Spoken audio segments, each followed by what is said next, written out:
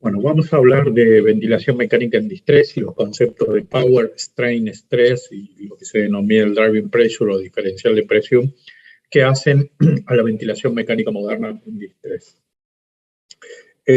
Actualmente toda la ventilación mecánica gira en torno de no ser injuriantes, no inducir mayor lesión que la enfermedad propia, y a esto apunta el distrés, como dijimos, de un síndrome y no tiene un tratamiento específico, o por lo menos no de una manera generalizada, ya quizás con algunas variantes más específicas, sí hay tratamientos específicos en enfermedades, pero como dijimos, el distrés es un conjunto de enfermedades. El primer concepto surge de la termodinámica, está de moda, ha aparecido en los últimos años, tiene un fuerte concepto teórico que valida su posición, pero carece de evidencias a nivel clínico. Si uno interpreta que en termodinámica la energía se transfiere entre los cuerpos, no se genera ni se destruye, el respirador hace en cada inspiración una cesión de energía. Y esa transferencia de energía va a ser dada a través del trabajo, ¿sí? Que esto va a generar un movimiento, un desplazamiento. Una parte de esta energía se va a disipar de calor en los tejidos que lo reciben y otra parte va a generar una distensión, y este grado de distensión o grado de afectación o deformación del cuerpo por la energía recibida se puede medir y se mide en las unidades internacionales denominadas joules. La energía puede ser potencial, cinética o a través de calor. Y como les decía, cuando aplico ventilación mecánica, deformo el cuerpo, en este caso el sistema respiratorio, y esta transferencia de energía puede ser dinámica, en lo que es la insuflación de volumen tidal, o estática o potencial, como puede ser la aplicación de PIP, que va a incrementar el volumen pulmonar durante la fase expiratoria. Y sobre ello, al cambiar la relación de volúmenes pulmonar en relación a la capacidad pulmonar, cada sesión de un nuevo volumen tiene un significado diferente. Entonces, ya habíamos hablado del concepto de injuria inducida por la ventilación mecánica, y esto ha ido cambiando con el tiempo. En la década del 70 hablábamos de barotrauma como mecanismo principal. En la década de los 80 ya se identificó el volumen como generador de daño. Luego se evolucionó hacia el biotrauma, que era el cizallamiento, la apertura y cierre cíclico, que generaban mediadores inflamatorios. Y hoy hablamos del daño inducido por la energía. Y cuando hablamos de power, estamos hablando de potencia. Y potencia es el trabajo aplicado en el pulmón por unidad de tiempo. Si voy desde lo que se denomina la ecuación del movimiento, ¿sí? Allí yo puedo calcular el power, como pueden ver aquí en la fórmula. El 0,98 es un factor de corrección. La frecuencia respiratoria tiene un factor clave, o sea, a mayor unidades de entrega va a haber más energía recibida por el pulmón, y obviamente la elastancia, la resistencia y el PIB va a generar una sumatoria que a veces es difícil de explicar porque tiene un comportamiento lineal, y sabemos que en biología nada es lineal. Por ejemplo, la PIB puede reclutar, pero sin embargo, y eso ser benéfico, sin embargo, en términos de energía, es solo sumatoria en pos de lesión, aunque si esto se comporta o se ve traducido en una mejoría de la elastancia, ese componente por ahí va a terminar reduciendo un poco la energía. Pero yo puedo calcularlo. Acá vamos a ver un ejemplo: un sujeto que respira 15 respiraciones por minuto con un tidal de 500 mililitros, con una relación IE de 1:1, y si tuviera una elastancia normal y una resistencia normal con PIB 0, la potencia mecánica en joules por minutos, porque esto se mide por unidad de tiempos, sería de 3,6. Entonces, como les decía, la forma de medirlos es a través de los joules, la potencia o el power, y que tiene y está íntimamente relacionado con los cálculos que habitualmente hacemos en ventilación mecánica. Entonces, la PIB, a pesar de no ser un componente dinámico, lo que produce es una variación del volumen pulmonar sobre el cual se aplica la variación de volumen tidal, como vemos aquí en azul, y sobre esto vamos a ver el componente de flujo estático y de resistivo que termina dando la cesión de energía total. Pero como podemos ver, no todo influye de manera igual en el cálculo de la potencia, ¿no? Aquí ven que la PIB va a generar un cambio que es muy inferior al que produce la frecuencia respiratoria, el flujo y el BT. Entonces, el peso relativo de los distintos componentes de la fórmula es muy distinto. Como pueden ver, el tidal y el driving pressure pesan muchísimo. Esto es el delta de presión que hay entre el valor base y el valor máximo obtenido durante la inspiración, durante una pausa, y las resistencias tienen un componente inferior. Entonces, está claro hasta aquí cómo yo puedo calcular el power y cómo esto en una situación de ventilación pasiva es fácil y simple de asimilar. Ahora, cuando el paciente tiene esfuerzos y se lleva una parte de la presión, la caída de la presión intrapleural, ya el cálculo puede no ser tan simple y los efectos no ser tan lineales.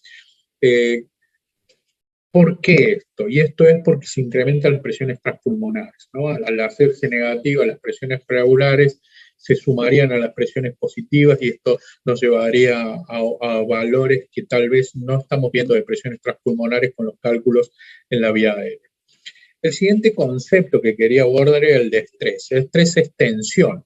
La tensión del sistema es la tensión que sufren las fibras del esqueleto pulmonar. El tejido pulmonar tiene dos componentes, un componente elástico que tiene una capacidad de distensión y un componente estático bastante rígido que es el citoesqueleto y que es quien sufre el mayor estrés. El strain es la deformación y yo lo puedo calcular como el BT sobre la capacidad residual funcional y es cuánto se distiende el pulmón. Y es muy importante evaluar que el strain sea homogéneo. Ya hablábamos de que en el distrés es muy heterogéneo y la distribución de los volúmenes es heterogéneo y por ende cuando yo aplico un volumen tidal en las zonas abiertas, ventiladas, sufren una tremenda elongación, incluso con tensión y sobredistensión. Otras áreas no sufren esta distensión y se ventilan normalmente y otras áreas directamente permanezcan colapsadas y no participen.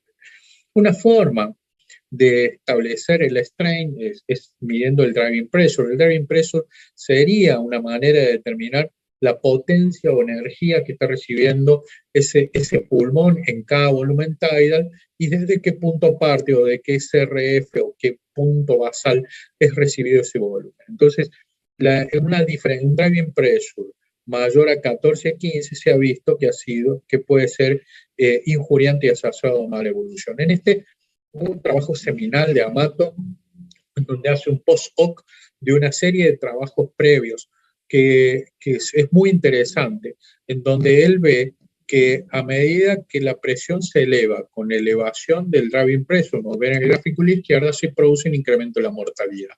Ahora, cuando las presiones se elevan, pero el driving pressure se mantiene, la mortalidad no es afectada. Y cuando las presiones del sistema se mantienen estables y el driving pressure disminuye, se produce una disminución de la mortalidad. O sea que el driving pressure nos estaría hablando de esta variación sobre valores injuriantes o nocivos sobre el tejido pulmonar. Entonces, yo les decía, el strain es el BT sobre la capacidad residual funcional o podemos decir el BT sobre la PIB y podemos hablar de un strain dinámico que es el que se produce con cada inspiración, y un strain estático, que es el que yo produzco al generar cambios de PIB. Al generar cambios de PIB, estoy modificando el volumen pulmonar. Si bien esto, mientras yo mantenga estos valores de PIB, se va a mantener en esta misma posición, no va a variar en cada ciclo, pero es una modificación del valor previo, por eso se llama strain estático.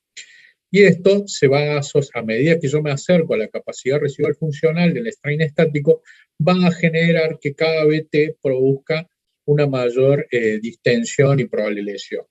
En arquitectura e ingeniería está muy estudiado cómo el strain y el estrés de las estructuras, este puente, como pueden ver, sufre oscilaciones, desplazamientos, ondulaciones, y se ha racionalizado para que se sostenga. Si yo supero los puntos de elongación, de tensión, de su capacidad elástica, voy a producir fracturas y lesiones. Y esto sucede en el pulmón. Entonces, volviendo a la energía, tal vez la energía aplicada, cuando supera la capacidad de un punto de strain y estrés, va a producir lesión. Y por eso, como yo les decía, el cálculo de la ecuación del movimiento, yo puedo simplificarla a un cálculo de potencia. Esto debe ser validado en estudios clínicos, no a tanto el driving pressure, que si bien hay un poco más de evidencia en estudios retrospectivos, como el power, necesitan ser validados. Sobre todo el power no ha atravesado los conceptos teóricos en la situación clínica. Como ya vimos, hay situaciones de heterogeneidad pulmonar en los pacientes con distrés. Y un área colapsada va a generar tensión y tracción de las áreas subadyacentes, y estos son potenciadores de estrés y strain en las unidades. O sea, el estrés y el strain no es homogéneo. Y yo debo buscar en los pacientes con distrés llevarlos a un estrés y un strain homogéneo. El prono produce una homogenización de la distribución entre ventilación y perfusión y produce una ventilación mucho más homogénea. Y eso podría ser una de las explicaciones de por qué el prono en aquellos pacientes con menos de 150 de PAFI mejoran la sobrevida, probablemente porque mejoran la distribución de los volúmenes. Como yo le decía, en un paciente que tiene un distrés al aplicar un volumen, la distribución de estos volúmenes no es homogénea, no es igual. Va a distender las áreas abiertas, va a traccionar las áreas adyacentes a las colapsadas, y las áreas colapsadas probablemente no se ventilan. No sucede lo que yo veo en la imagen de una distribución homogénea del volumen, sucede lo que veo en la imagen que dice B, C y A. Y estas zonas adyacentes pueden tener una potenciación del estrés, a tal punto que si yo tengo 30 centímetros de agua de presión meseta, estas zonas pueden tener hasta 140 centímetros de agua de tracción o cizallamiento. Entonces, es muy, muy importante establecer ventilaciones que no sean injuriantes, que no provoquen bili. Un punto, digamos, si el estrés es lo que me va a generar tensión, lo puedo medir a través de las presiones transpulmonares, y el strain lo podré medir a través de la relación del BT y la capacidad residual funcional. Siempre me voy a volver hacia la ecuación del movimiento, aquí donde el driving pressure puede hacer que la relación entre el volumen aplicado genere una presión, y si ese delta de presión no supera los 14-15 centímetros de agua, en teoría estamos en una presión que no es injuriante. Como les decía, va a haber circunstancias en donde en una ventilación pasiva yo sí puedo medir la presión meseta y saber estimar cuál es la presión transpulmonar, con excepción de los pacientes con incremento o alteraciones del peso de la caja torácica, donde allí la presión meseta probablemente me esté mostrando la presión de distensión que lleva la caja torácica y no solo el tejido pulmonar. Ahora, si hay esfuerzos importantes, estos gradientes transpulmonares se incrementan.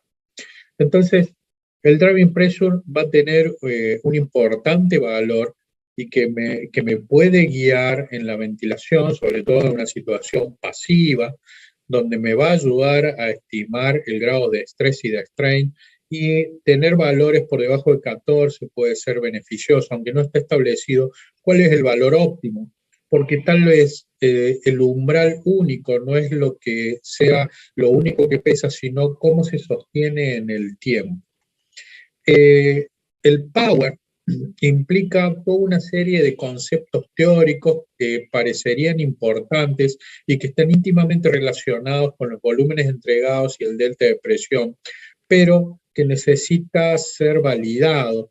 Tiene problemas conceptuales de movimiento lineal en el cálculo, cuando sabemos que en biología los movimientos no son tan lineales y que incluso pueden oscilar en forma de U, ser lesivos en un valor, ser beneficiosos en otro valor y ser nuevamente lesivos si me paso de ciertos valores. Entonces, tendré que ser cuidadoso con esto y tenemos que esperar a que esto se confirme. ¿Qué les puedo decir para llevar a su casa? Primero, el cálculo de la potencia o power es una variable que es interesante, pero que como umbral único se habla de que más de 20 joules puede ser injuriante, más de 24 joules seguramente son injuriantes, y lo ideal sería tener menos de 18 joules por minuto. Pero es un concepto que engloba el tiempo, con lo cual habrá que ver cuánto tiempo se sostiene, cuánto tiempo se puede sostener, o un pulmón lesionado, cuánto tiempo le lleva dañarse respecto a un pulmón sano. La injuria asociada a la ventilación mecánica es una entidad que uno la nombra así, pero son múltiples entidades que pueden tener distintos conceptos y que debemos evitar todo bajo todo costo, y que aplicar ventilaciones protectoras van a hacer que generemos el menor daño, aunque sabemos que colocar a un paciente en el respirador ya nos pone en una situación injuriante. El